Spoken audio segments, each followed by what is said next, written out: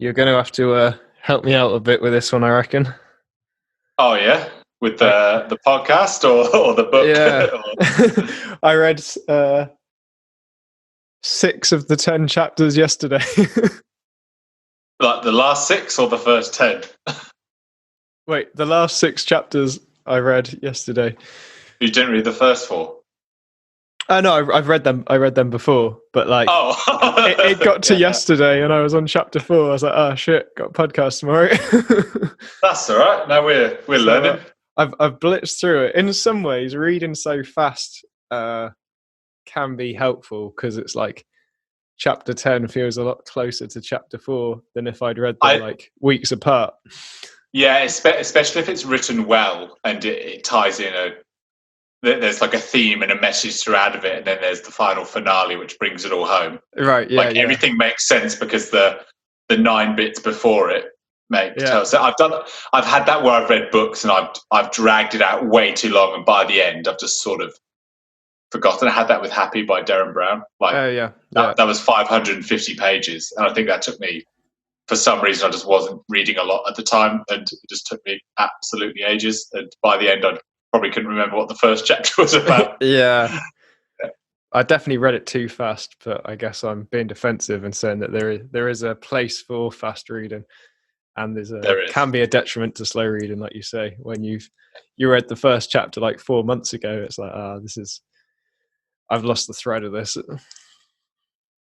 Well, tonight we're reading Flow by Mihaly Csikszentmihalyi. It's Mihaly Csikszentmihalyi. There we go. I got a mnemonic to remember it by. So imagine a girl gives you some drugs. It's like Mihaly Csikszentmihalyi. Oh, right. I didn't know that. I just like broke it down bit by bit. Anyway, we made the effort to learn how it's pronounced, and we both came up with different answers. I did as well. It took me ages to write that down. All right, so here we are talking about Flow. I read this over the last couple of weeks, and I'm really, really grateful you recommended it to me. It was a really fantastic book, well written, covered a lot of different areas, and just has a really good theme that I think is really relevant, particularly to areas of work and leisure as well. You know, how you spend your time and where you invest your energies, and how to gather, how to have optimal experiences throughout your life based on flow. Yeah, I think this feels like we've done a 3-part series on like the happiness trap, waking up, and this. They all have a similar theme of like consciousness and its contents, and like changing your subjective life rather than changing stuff around you to make you happier. Yeah, he talks about that a lot, that we can't rely on external things to give us psychological continuity, to give us for our consciousness to be balanced. He talks about, but he also talks a bit about having too much focus on the self and not on the outside world can be to your detriment as well. Being too self-centered, he calls it. Yeah, well, let's try and hash out what flow is, because part of it is like losing a sense of yourself, isn't it? Like when you're so immersed in something that you're not self-conscious in any way because you're so focused on what you're doing. That was one of the aspects of it. Yeah, I'll read out his definition, and maybe we can just expand on it after that. So he says, flow is based on the concept of optimal experience, when a person's body or mind is stretched to its limits in a voluntary effort to accomplish something difficult and worthwhile. And he describes that as an optimal state of inner experience where there's order in consciousness, and when our attention is invested in realistic goals, when skills match the opportunities for action and challenge. Yeah. That's been my common understanding of flow, as I previously knew, was that it was a lot about when a situation matches the skill level and the challenge are at this meeting point, when you're doing a task that's difficult enough that it's pushing you and encouraging you to go along. but also it's not so far out of your depth skill wise for you to enjoy it. Yeah. And I guess if the challenge is too easy, you'll become bored and you'll lose focus and think about other things. Yeah. And if the challenge is too difficult or way out of your depth, in one of his 5 different tennis analogies, you just become anxious, and it may encourage you. You probably just want to give up, right? Yeah, yeah, to give up. I think that's just challenging enough. It like maintains your attention such that you're not thinking about anything else, but you're still feeling competent in what you're doing. Mm-hmm. And that was my typical understanding of it. I guess he expands on it in the sense of bringing order to consciousness. That when we're doing things that we enjoy and that we're so immersed in, that is good for us psychologically. That there's balance to be had. There's there were like 8 components he talked about. What I've got written down here. So one is the 8 elements of enjoyment.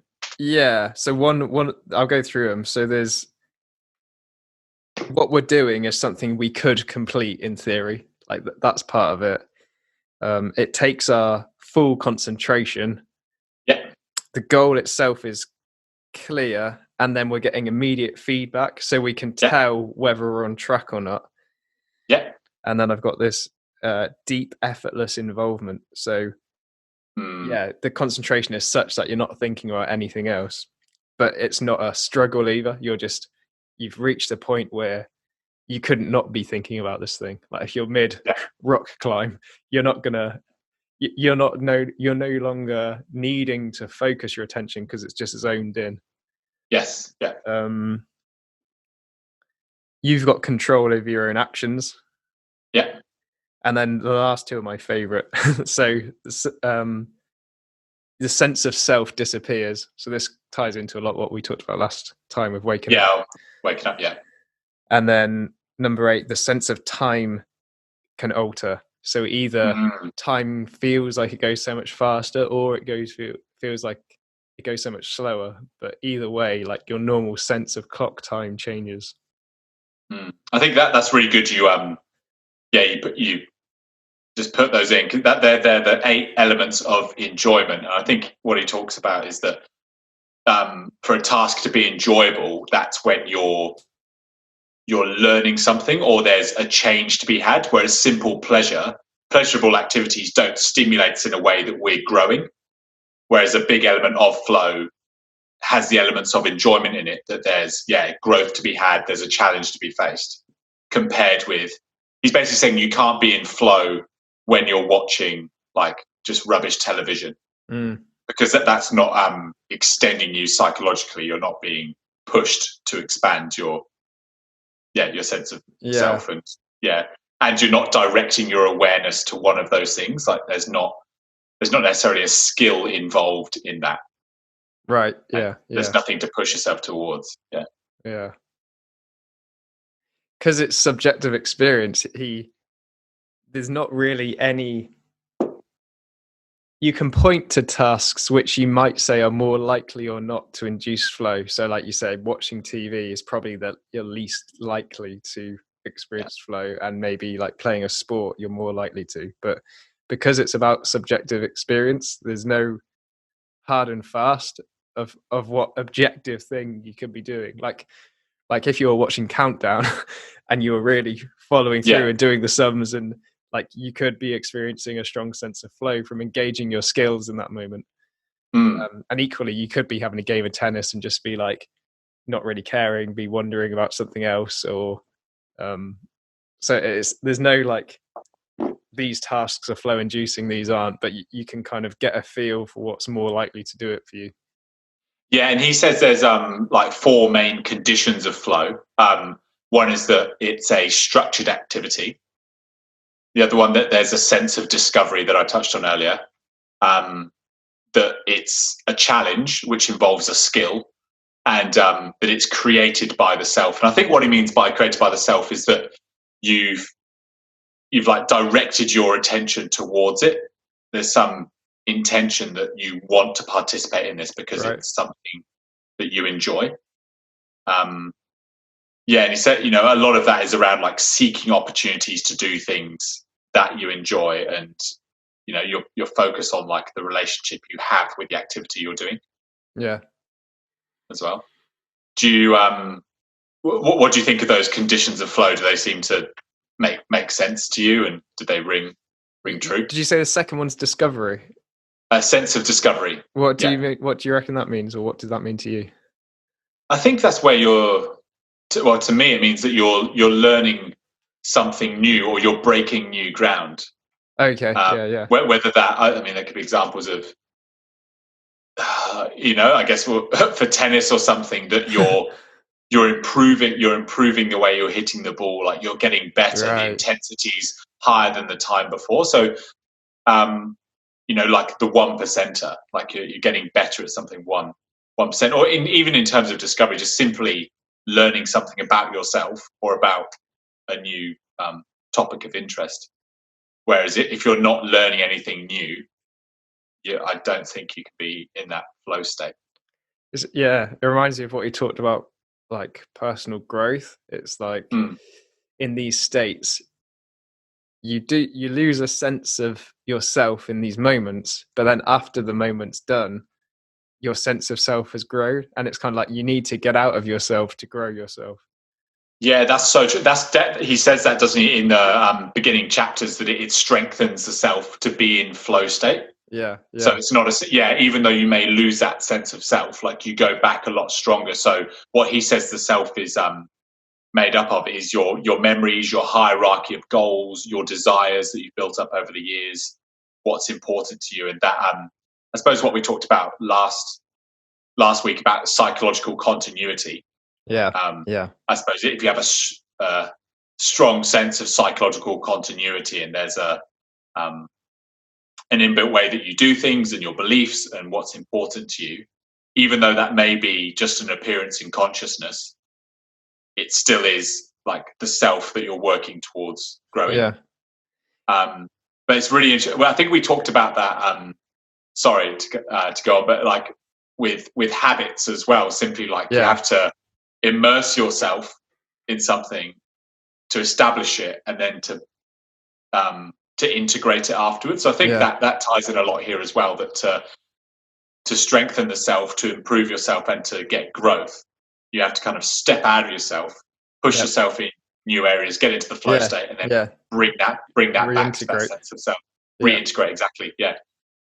Yeah, it's like if you're feeling self-conscious and you're within the bounds of your ego, you're like less likely to be able to grow from that place.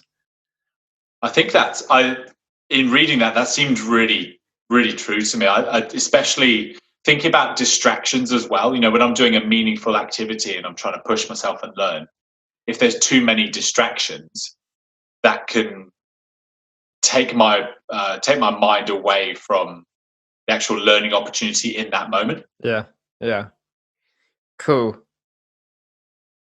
I reckon I'd love to know some experiences that you've had that like you relate to this flow state. Like when as I'm reading the book, I'm like, oh yeah, I've had that feeling doing this and this and this. Like, did that happen to you? Okay, I'll give you two examples, two in different arenas. So one I can think of in particular is in playing football, soccer over here. And I remember I was running down the wing, and I remember striking this ball in for a cross. And I just remember having this experience. So I think it was leading up to this moment that built into it, that I was really immersed in the game. I think it might have been 0-0 at the time. There was a lot to play for. I think it was my final game as well, before I moved away for a bit. But anyway, I was just really, really immersed in the game. It was a challenge. The team we were playing was difficult. And I remember like going to strike the ball and just having this feeling of just total flow, that I was just totally immersed in the game. I remember striking the ball, but not really feeling like it was me who was striking the ball. I definitely can relate to that loss of self when striking the ball, and it was just a really expansive experience. That was the cross. It went. It went in the top corner. So I told everyone it was a shot. It was from the sideline. Afterwards, I apologised to the keeper after the game. I was like, I'm really sorry. I refused to celebrate. It was too much of a fluke. But anyway, I think it was just, I think across that game in particular, and I find in sport in general, because I'm really like amped up and fired up and enjoying it, but also enjoying the challenge of it as well. I had to exert myself. So that's one example within sport, and I think that happens a lot even when I'm playing indoor or whatever. And then another experience I get a lot, and particularly in my current workplace, is I just guess at fast-paced workplaces where there's a lot to do. I'm using my skill set. There's a lot of different people to talk to, so I'm kind of like bouncing around the place. And I can find sometimes it can get to like 2 PM, and I haven't. It's almost like there was no distractions. I was just totally in the zone, totally in the flow. And in particular around like it's a challenging workplace to be. There's a lot to do. There's a lot of things that involve, a lot of mental effort, planning, thinking, communicating. Yeah. When I catch myself in that zone, it's kind of a nice feeling. I'm like, I'm really in the flow today. And I guess for me, I always describe that as I'm feeling purposeful at work. I'm not kind of waiting for the day to happen. It's already it's flowing, it's going. So I get the day going, and I can often get into flow states for about at least 3 to 4 hours at work where I'm just really immersed in what I've got to do. That's a good example of where these, I don't know what you call them, rules or bounds are sort of, they're subjective, because with your work, there's no objective end goal, right? It like you could do that job indefinitely, and unfortunately, it will always need to be done. But so in terms of the first one, which like a task we could complete, like you're never going to finish the job, but in your own mind, I imagine there are plenty of things to finish in and of themselves, which like that's it. Yeah, subjectively experience as reaching goals. Well, I mean the I'm just trying to think how to describe it. Like the process is an ends in itself. It's not like there's as you say, like an end point. Like in doing, I'm naturally enjoying doing it without having to necessarily achieve one big final thing at the end of the day. Well, I think that's kind of the paradox of what he's talking about, is that the point is the journey, but having a destination helps define the terms of the journey in the first place. Yeah. Like I don't know if you've like it really enjoyed long haul flights, but there's like I do, and but if you were just flying indefinitely and you didn't know where you were going and you didn't know how long it was going to last, you'd probably feel quite anxious. But because you know where you're going and roughly how long it's going to be, you can sort of enjoy just being in that journey. That actually leads on just to think about how I often feel a lot more relaxed and enjoy my time and get in flow states a lot more when I know I have, I don't know, maybe this is contrary to what you were saying, but when I know I've got a lot longer to do something, if I'm time pressured, it's a lot more difficult for me to get into flow. Yeah. Into flow state. So I imagine you may get this a bit with maybe your work schedule. Sometimes it's a bit all over the place and you're trying to get tasks done by lunchtime before you see a client after lunch or something. I'm wondering whether that acts as a barrier to you getting into flow states with the other projects you're doing or not. Yeah, I guess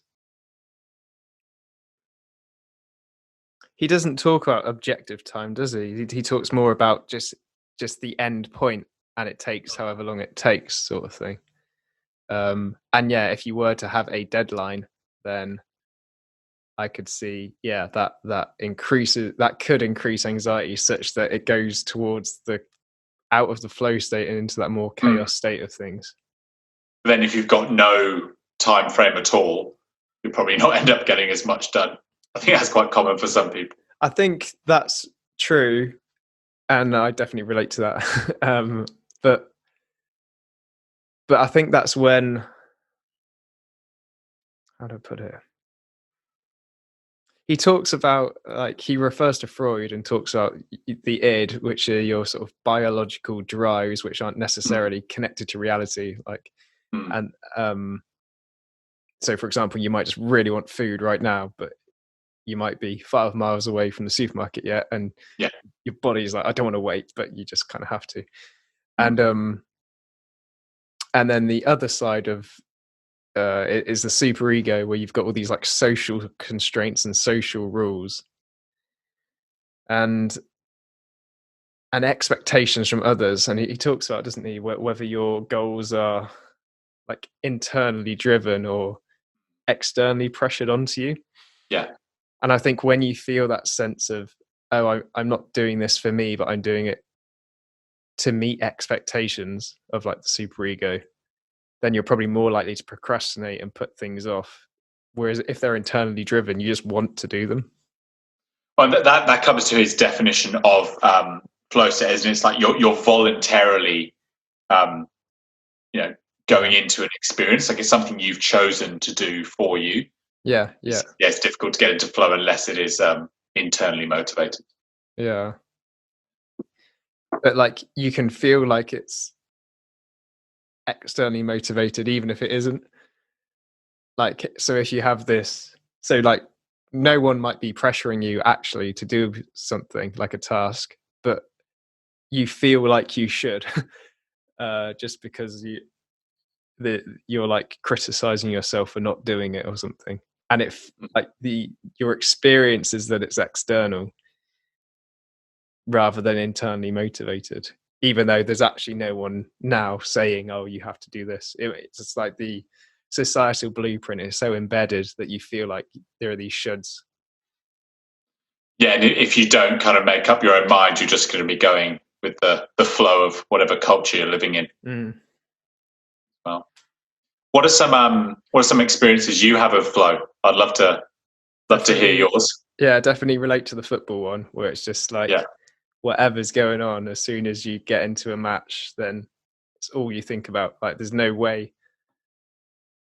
Yeah, it just, the idea of sort of daydreaming or thinking about other things whilst being in a football match is sort of inconceivable. Yeah, we played a fair bit of football. I just get so excited. Just my mind jumps back to us playing football for Montacute and Oldcombe and games that. That's cool. And then I mentioned to you the other day when we used to play tennis, like in the summers, we're experiencing this like constant skill improvement, and there are times then where like it would be getting dark and we would have just been there for hours, and we've not really eaten, and you just don't really think about it. You might have brought a banana or something, but like you could have skipped 2 meals by the end of it, and you're still wanting to keep going. We played tennis for like 7 hours, like summer's day. Yeah. Oh my god. So good. Yeah. I think we reflected a bit on how by the end of it you're getting better and you're learning skills, sometimes without even knowing it either. Yeah. Like I'm not by any means saying that we were like expert tennis players, but we played some like, I remember the beginning of every single summer we'd both be pretty we'd be awful. Oh, it was horrible. And then like by the end, like I think what I reflect on, I was just like, we're just doing like these 20-shot topspin rallies. It's like 3 weeks ago that we were just trash. We were rubbish at that. That's a good example. Yeah. And when it's shared with someone else as well, like that's nice, like a shared sense of that. I think that's something he does get into, but it's worth pointing out, like a shared flow activity is a beautiful thing, right? Yeah, when you're both like feeling one another improve. Tennis is a great example because like your skill is, you're feeling them improve by the way the balls hit back at you. Yeah, and you've got to respond. It's just like such a to and fro thing, isn't it? Yeah, it's a good example of that. Like when it's just outside, it's a little bit more than your skill level that you have to up your game, but not so much that we were equal enough that it was never like pointless, like one's just thrashing the other or something. Yeah, no, I've had that a bit. I've played people at tennis who are just way better than me, and it's really difficult. Like, yeah, I suppose you could like reframe the goal. It's like, oh, I'll get one set against this person out of 7 or something. I don't know, but like in general, like our games were really, really close as well. Yeah. From memory, like there was never like one person was just absolutely rinsing the other. Yeah. I was just wondering, have you got any non-sport related examples? Yeah, I've got a few. So last year I did this teaching qualification, and the way it was, like, I did it remotely, and the way it was broken down, it was in like 14 assignments, and each of these assignments you could probably knock out in a few hours.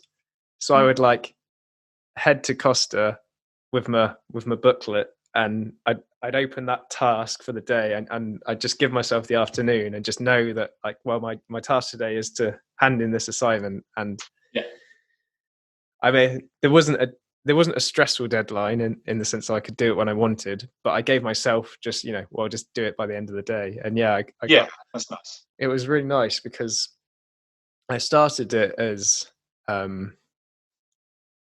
initially like just a hoop jumping exercise, like I just want the bit of paper, but then it's like you read this information, you apply it to yourself, and you write a little essay, and it's actually I really got immersed into it, really enjoyed it, and kind of missed it when I finished it.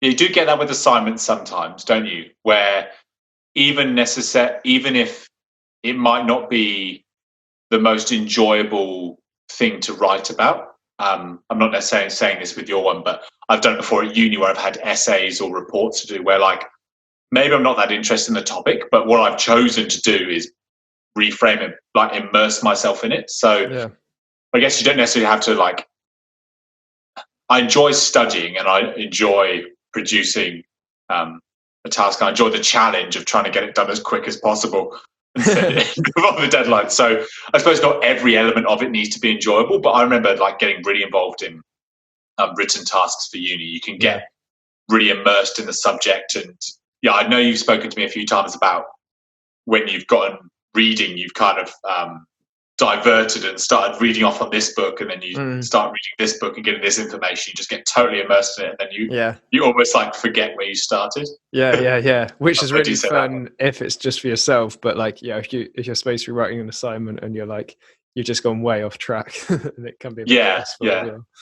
Well, I guess that's where having clear goals with that helps as well. I think he talks about the what he calls the autotelic self, which is a self that has self-contained goals within it. So I get there are 3 parts to that. One of them is setting goals. That's linked to like challenges, responsibility as well. Like you are choosing to embark on this goal, embark on this challenge.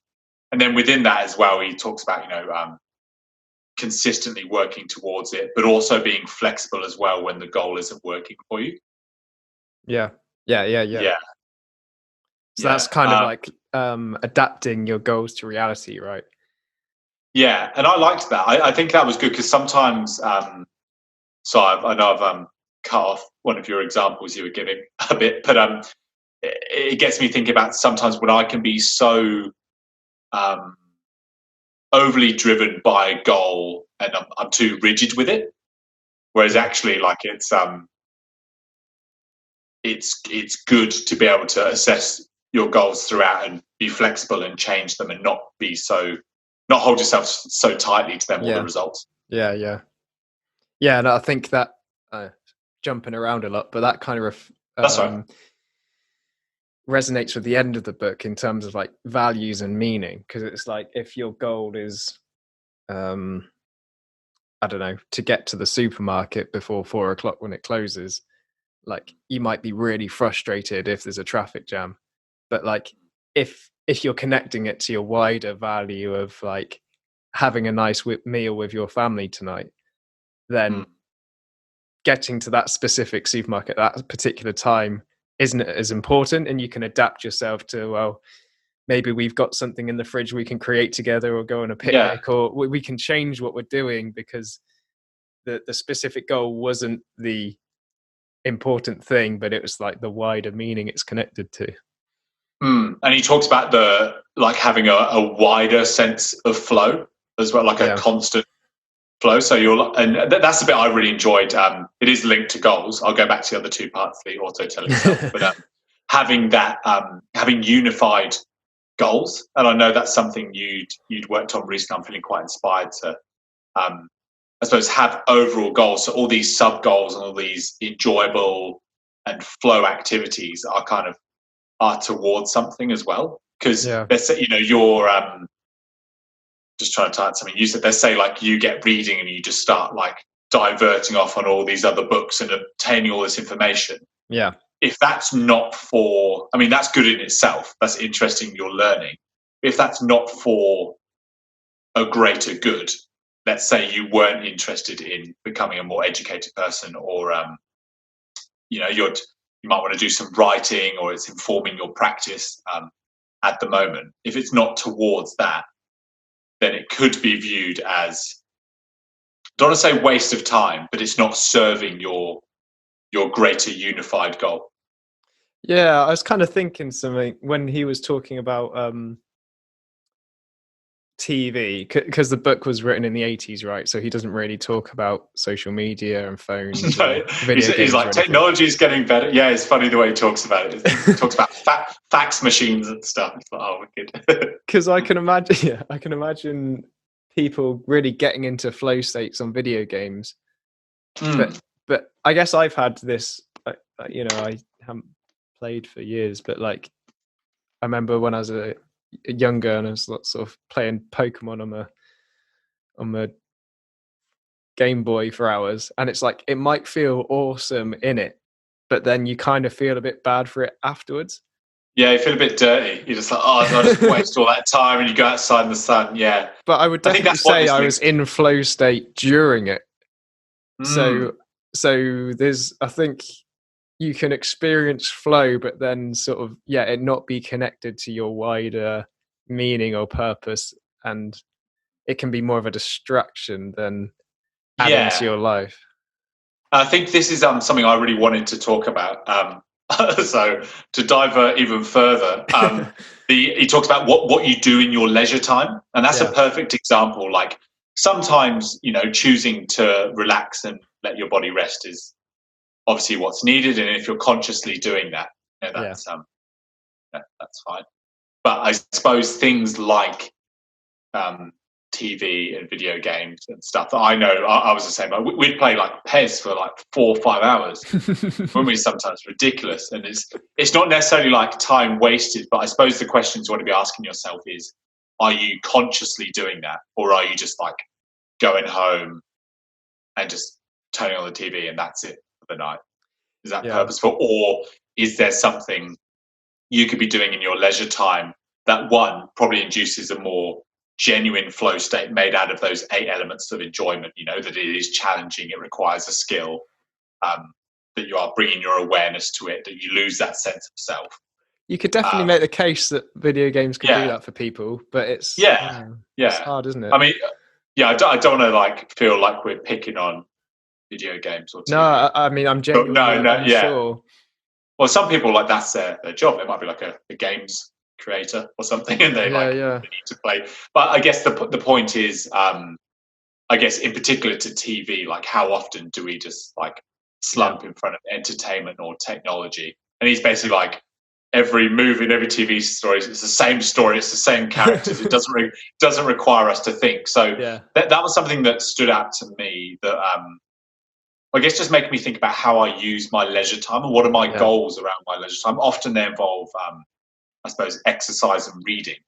Yeah. But then other than that, what is it? Is it, if I'm going to be on my phone, am I using it to make a genuine call to someone I love, or am I just fucking around on Facebook or something?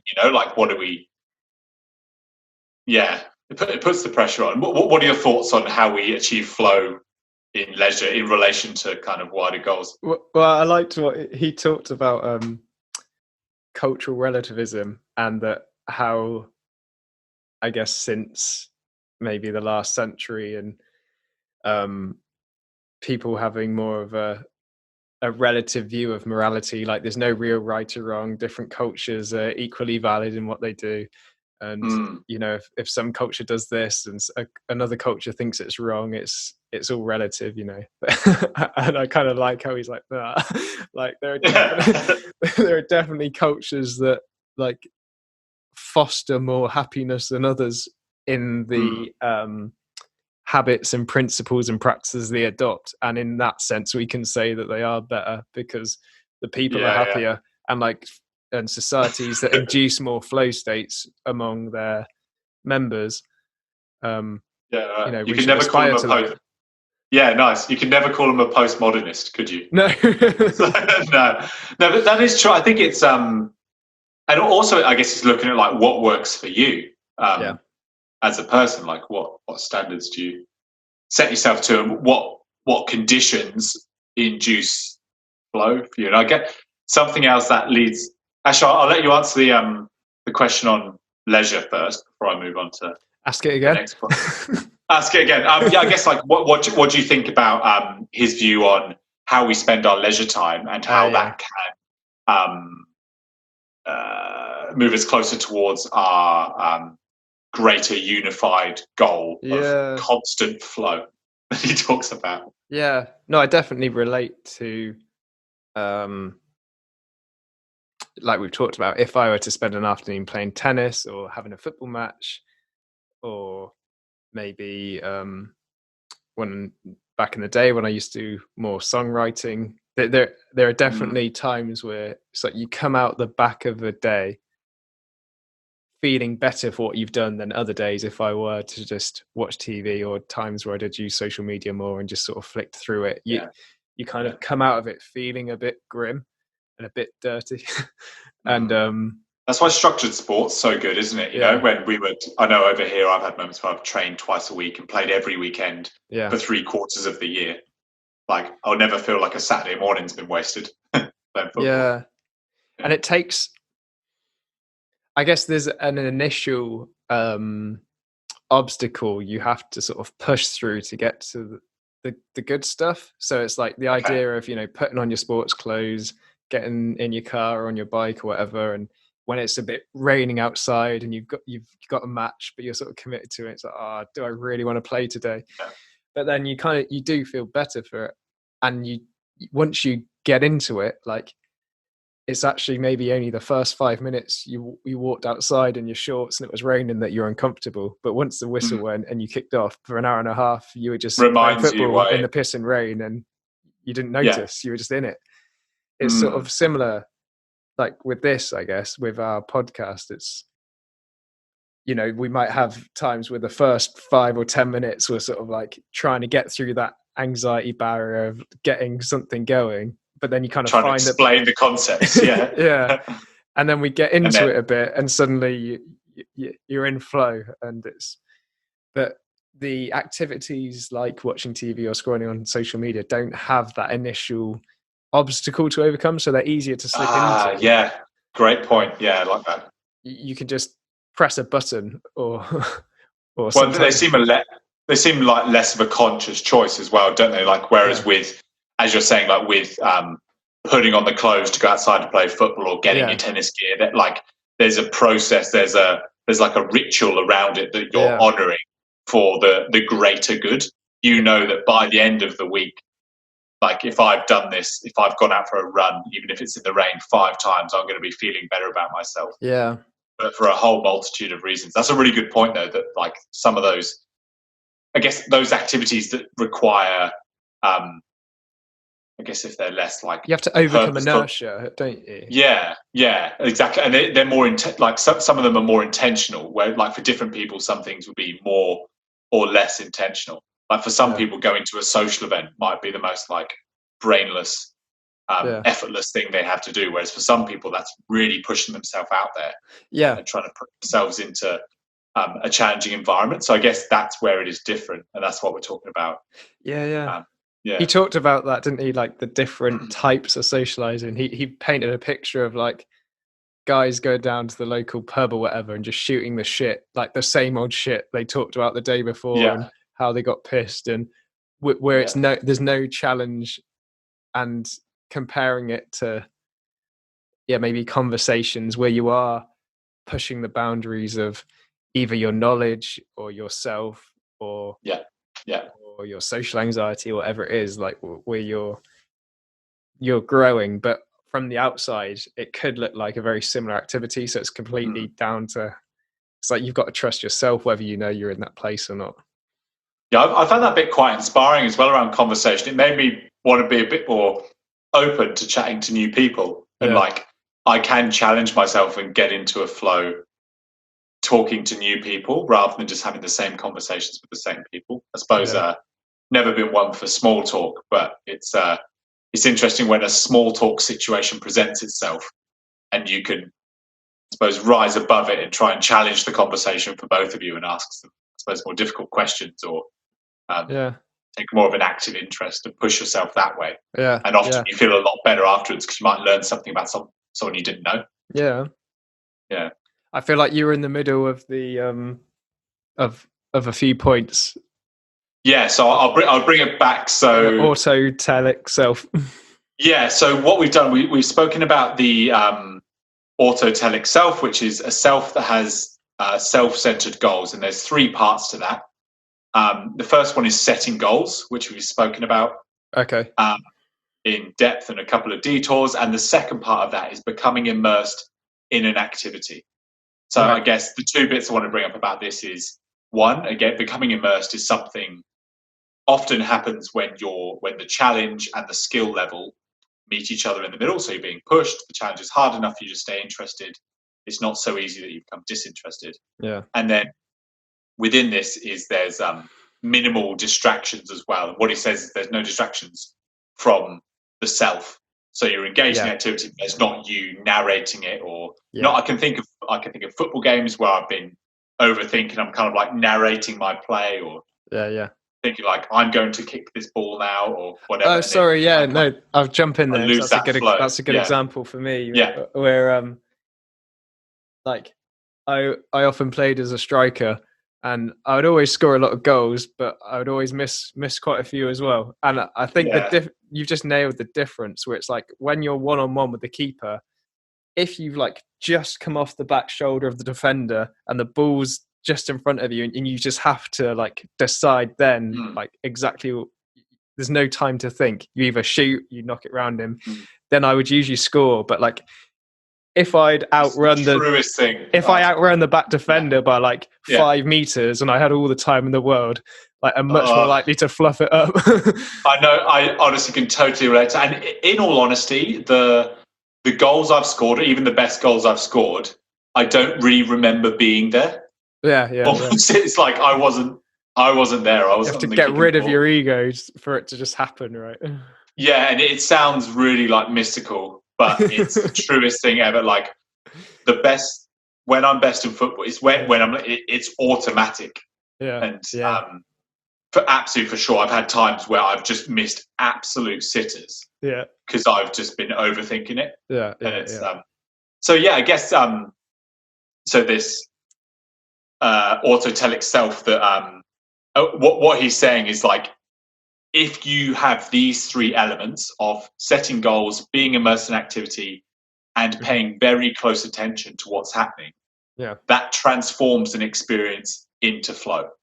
Okay, so maybe you've said that at the start, but it makes sense. Transforms your experience into flow, and I think that's really true. And something I want to talk about in regards to being immersed in an activity is where it's happening. So for me, I've been thinking a bit about how I've been in Melbourne for quite a number of years now, and I find I get into really good flow states when I go and visit my friend in Sydney. And I go down to, I'm either down at the beach or, we're kind of wandering around a new part of town, or think about, even just the weather conditions as well. It just, and, linking a bit back to what you're saying about, certain cultures and certain setups of societies enable flow a lot more. I feel like sometimes in being in the same place and living within the inner city can can reduce my flow a little bit. Whereas when I'm in a more expansive area, maybe the weather's better, I'm nearer the beach, I guess I feel a bit more sense of calm to it. Yeah, it's hard to describe, but I think I experience flow better when I'm in more favourable weather and environmental conditions. Yeah. I don't know if that's something you thought about or whether it's related or not. But it sounds like you talked about 2 points. One is like the conditions themselves, and one is just the novelty of it. So sometimes just being somewhere new, like you go to a new culture and it's like, it's quite a mindful experience because you're just sort of taking everything in and it feels all a bit different. And it's harder to be worrying about things when it's like you can't read the writing of the signs and there are different smells and people look different, and you know the pavements are paved in different ways, and it's just and then maybe after a few weeks in that place you go back to how you were at home, where you're just sort of thinking about what's wrong with you and that sort of thing. So there's something about that's one part of it, the novelty, but then there's the cultural relativist argument as well, which actually maybe some places are just better full stop for inducing flow. And maybe I definitely relate to when it's sunnier and perhaps in more of countryside or beach or more like natural environments are probably more flow inducing. There's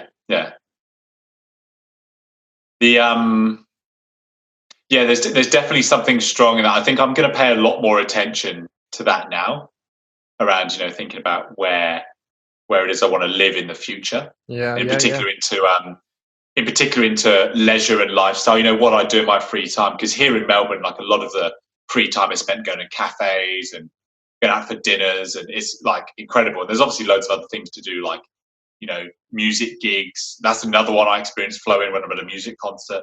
Just as a side note, but like being somewhere where not just my work. So I trust the work I do induces a flow state for me, like quite regularly. Doing the social work with different groups of people, because there's a constant new challenge and there's constant new clients and people to work with. It keeps me on my toes. But in regards to my leisure, I guess I'm just thinking I'm going to be paying a bit more attention to what really helps me find flow and escape and new challenging things. Like, is that best to be doing where I am at the moment, or could I maybe achieve flow somewhere else? He talks about the like radical amount of choice we do have, and that makes it hard to commit to anything in particular. Whereas he argued that potentially, societies where you grew up and that you just knew you were never going to leave that village, and you knew there was only like 4 to 6 jobs you were ever going to do. It's like, and like if your dad's the blacksmith, like it's almost, you just know you're going to live in that village forever. You're going to marry like 1 to 6 of the girls your age that are around, and you're going to be a blacksmith. There's almost like a certain comfort in committing to all that and really like going for it. Whereas when like nowadays we have this choice, we can live wherever we want. We can turn over our social circles all the time if we fuck them up. And you can do anything. You can change your career 3, 4, 5 times. It's almost an overwhelm of choice. So there's this, it's like we have more existential responsibility to decide what we're going to do, because the options are just too vast. And it becomes harder to immerse yourself in a smaller number of particular things. Like, it's another thing for your ego to pick up on, like when you hammering the sword or something, and it's like, oh, should I be like a software engineer? Like there's just, should I be in this environment, or should I live somewhere else? Should I really be with this woman, or should I marry some, like you can constantly doubt yourself when you have all that choice. And the way he says to challenge inner conflict is, one, by reflecting on what it is you want in your your goals and valued activities, and the other side of it is taking action. I know that it seem like 2 very simple things: reflection and action. he emphasised, in a time where there's a lot of choices to be made and it's hard to know what you want to do, and there's endless amount of choices. Simply taking action is a step towards working out what you do and don't want to do. And I think that's something me and you would have done, in particular with moving to different countries at times in our life and picking certain careers, just picking an action to work on helped you work out what are compatible goals with your greater goal, or what's incompatible. Yeah, he was basically saying, like, if you're thinking too much, not doing anything, do something. And if you're doing stuff without thinking about it, then think about it. Yeah, nice. I like that. Yeah, I tried to it seems so simple, but yeah. Okay, so just go on to the final one of the autotelic self. So these are three things that transforms experience into flow. The final one is paying attention to what's happening, and what he talks about here is attention leads to concentration, and which leads to involvement. So guess what this makes me think of is just paying very close attention to my experience, which has been a bit of a common theme of some of the last two books we've done. Mindfulness in it. Mindfulness in it, yeah. So I don't know how much we need to explain that one. And and what else? And one final one, actually. There was a fourth, which is enjoying the immediate experience. So allowing yourself to be immersed in the experience. This goes back to that, I think some of what we've talked about today goes back to this idea of the experiencing self and the remembering self we've talked about before. Yeah. So like the experiencing self might be enjoying playing pairs or Pokemon, but then you kind of look back and like, would have rather have done something more in line with my values. It's about getting a balance, but equally this book is probably more about the experiencing self and more about the trap you can fall into when you're constantly doing things for the future and not learning how to live. That's really well put. Yeah, definitely saying that there's a huge value in immersing yourself in the here and now. Yeah. And if you're going to immerse yourself in something, it might as well be towards something you value and is important to you, because there'll be a point in time in which you look back. And, I look back on those times I played football, I've been really immersed at work. My remembering self is very content with that. Yeah. And my experiencing self was equally very intent. So I suppose if you're going to immerse yourself in something, it might as well be something that you're going to look back at and be happy about.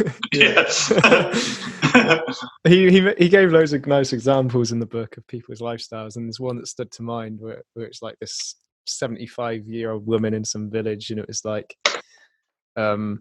it's like you could argue that she works all day or that she just doesn't work at all, because the way she describes her life is like, I get up at 5:30, I go milk the cows, I go gather the hay bales, I usually take the longer route back home so I can take the beautiful coastal path, and then in the evening I usually play the flute or something for various celebrations we have in the village, if it's someone's birthday or not. And it's like, if she was in a more modern capitalist society, it's like if she was sort of getting paid to milk cows, gather hay, and then played in a band where they had a few gigs booked in the evening, you could see how that could build a lot of stress by all these sort of social demands. But the way she experienced it was just it's just how I love life. And they were like, what would you do if you won the lottery? And she's like, well, I'd get up and milk the cows.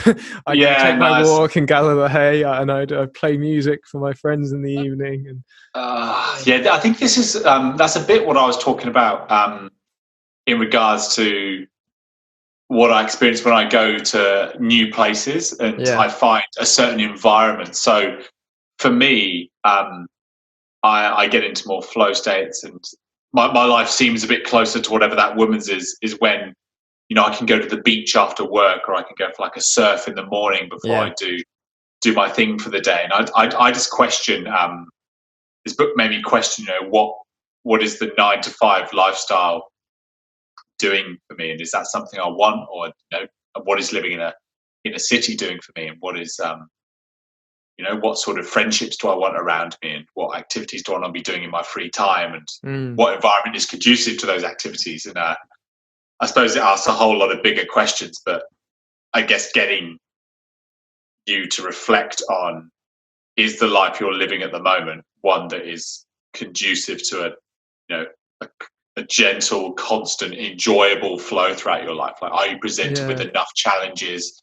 Are you able to transcend the self at moments throughout the day? Do you ever become so immersed that you just swept away and time slows down and all these other elements of enjoyable experience that he talks about?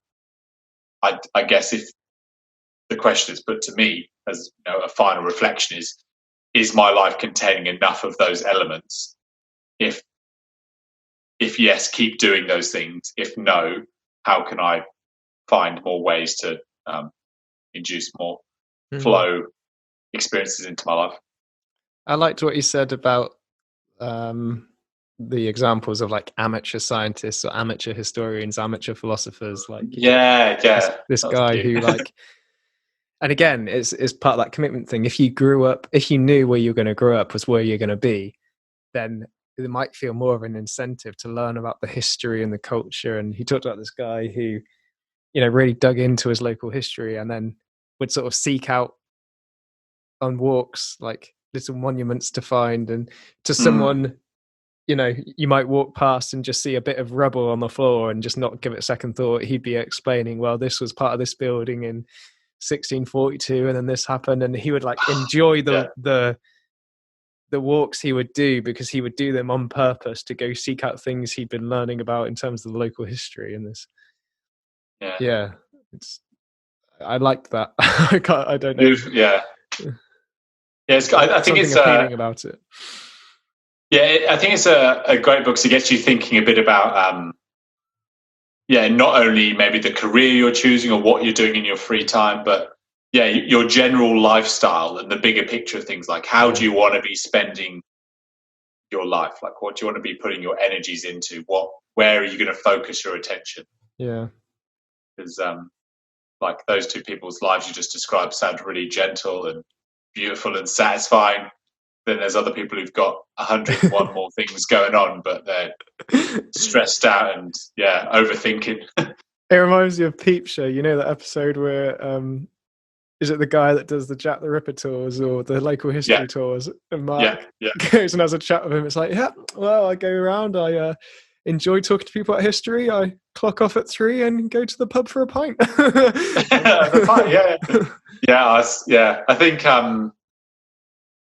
I think of people who've got careers that just seem to just have a real nice flow to them. Like people who are just like a surf photographer, so they might do like 3 hours photographing in the morning, and then they'll just like go and do a bit of writing, hang out in a cafe. And I don't know what I'm leading on to here, but mainly just like to simplify. That's what I've been encouraged to do, like simplify in some ways as well.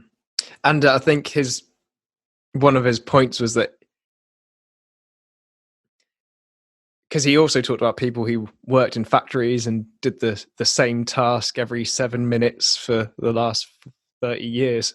But like, it's about how you change your inner state to experience that flow. So you could have a job where you're a surf photographer and you could be like really anxious about being there on time, and you could be doubting yourself, and you could although it's definitely helpful, I believe, to think about how to change your outer world to make it more conducive to your flow states.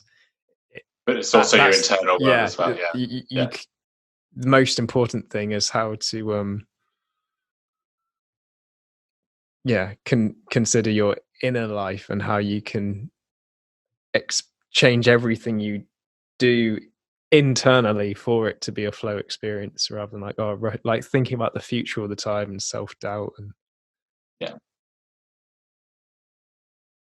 what a book. It's great. It got me really excited. I feel I've really enjoyed this chat. Thank you. I was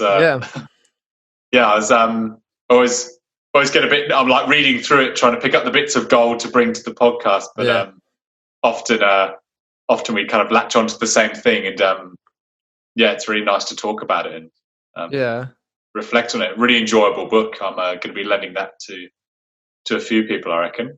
A great one. Yeah, definitely gets you thinking about how to spend your life, doesn't it?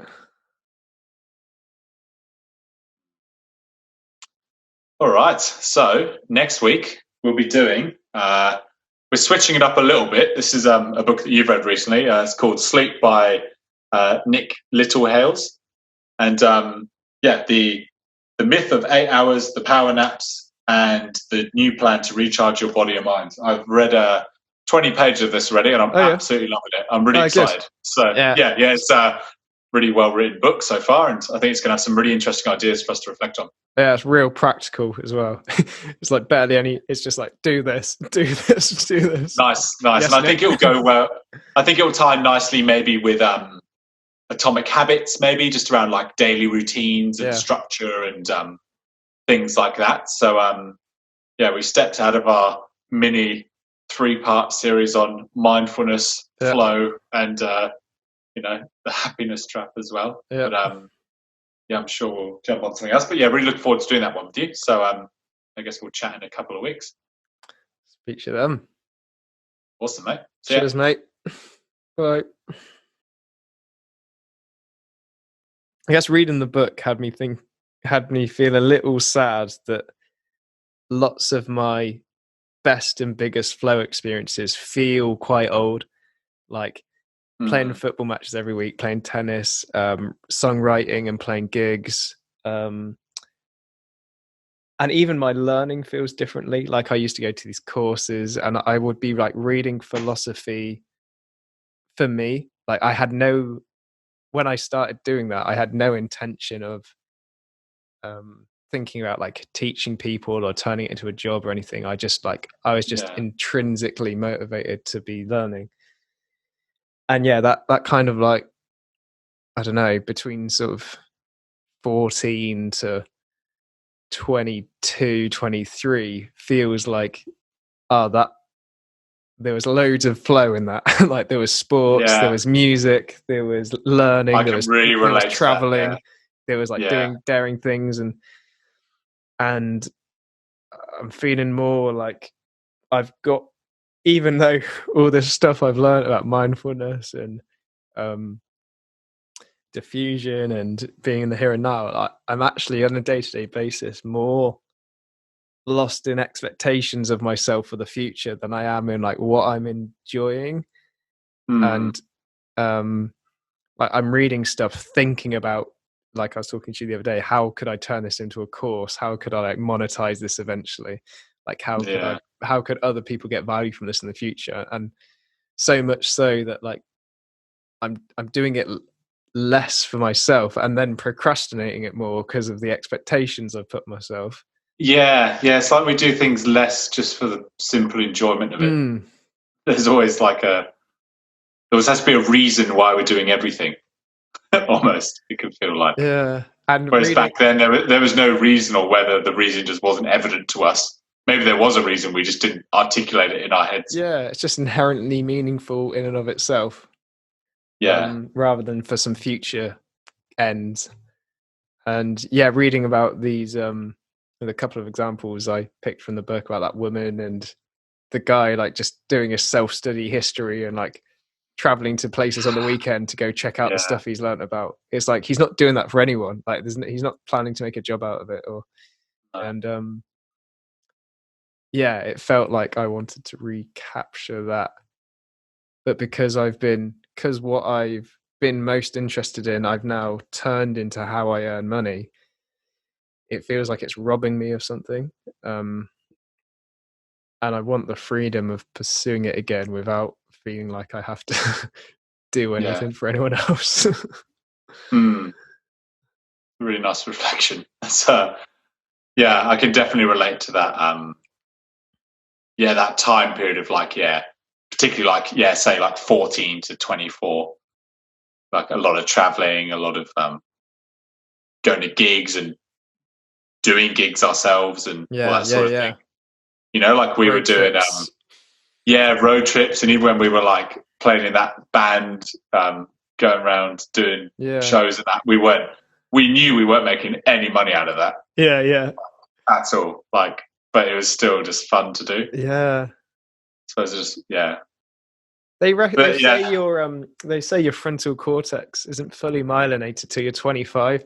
And I wonder, it's like if it's a natural part of development to be less in the moment when you kind of eclipse that. As in, you focus more on responsibility and things like. Well, you're more able, like your frontal cortex is more about, like that'll be where you can put yourself in future scenarios, think about the past, and think more abstractly. Whereas, so it might just be more that once you pass a certain stage of development, your ability, like, it's harder to be in the moment because of you. In a sense, your brain's more sophisticated, such that you can live in abstractions more easily. Very good point. That's quite haunting, isn't it? We're fucked. but you can obviously overcome it because, like we've read about the people in their 70s and 80s in the right environments, living their life, like being very mindful in their activities and their societies and their families.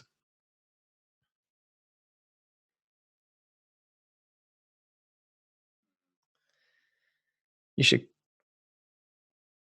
should move to Spain and buy a farm. Just hang out there.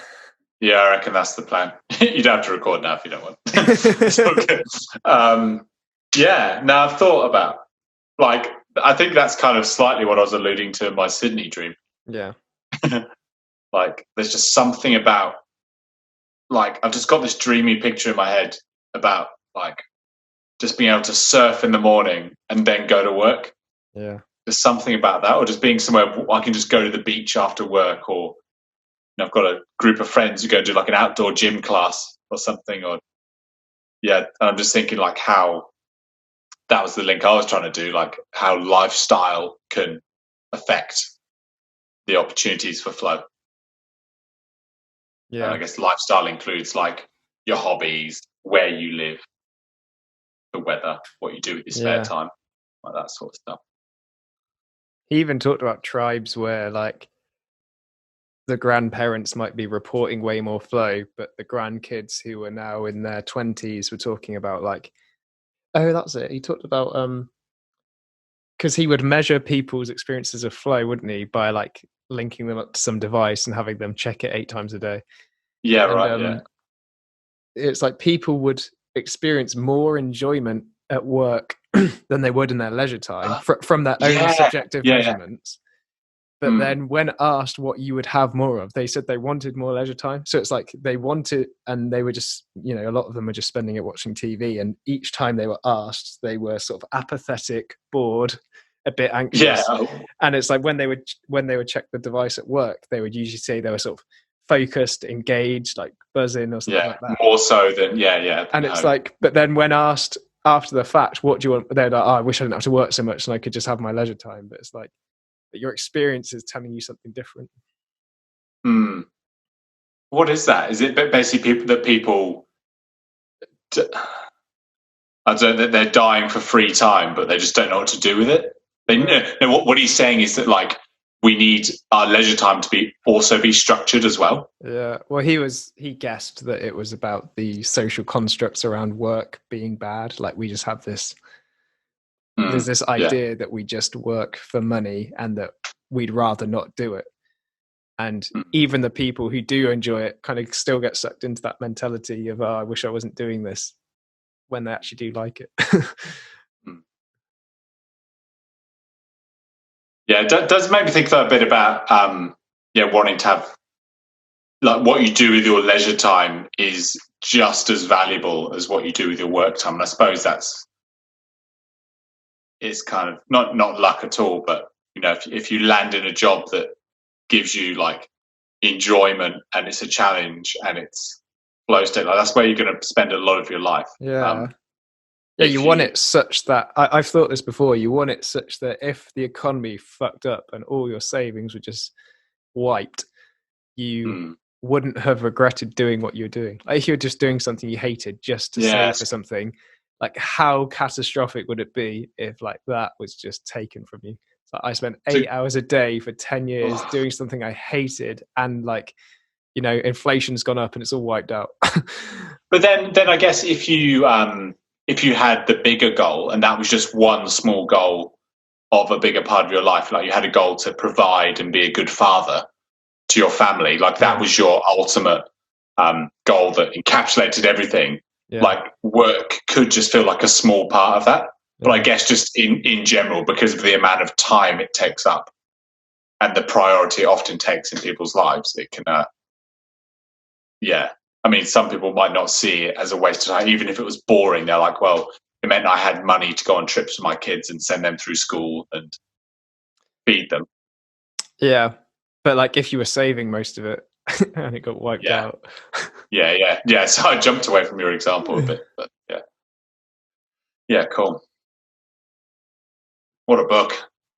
Loved it. Yeah. It's quite sad, isn't it?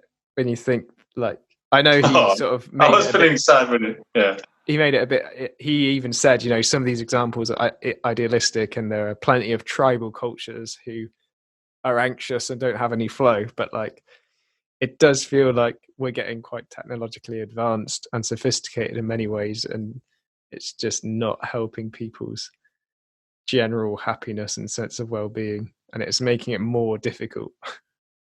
Well, distraction as well, like simply.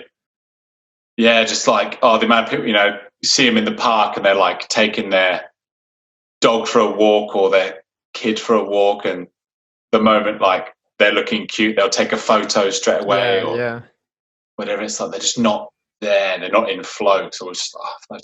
I saw a woman the other day breastfeeding and just like texting whilst the baby was just sucking away. Oh no. Like there's like that's the maternal connection between a mother and her child, and she's just spitting in Mother Nature's face. I'm finding it harder to make the case as well. Like I basically see phones as like poison. Yeah, you've always been a bit off them, haven't you? It's something it's something I'm working on hard, because I agree with you, but I feel like I'm drawn to use them by various pressures, I suppose. Yeah. The pressure to be connected and social, and because they also match up with my goals. Yeah. Yeah. I'd like to. I guess that's where environments do matter. Like I want to put myself more in an environment such that all my social needs are met.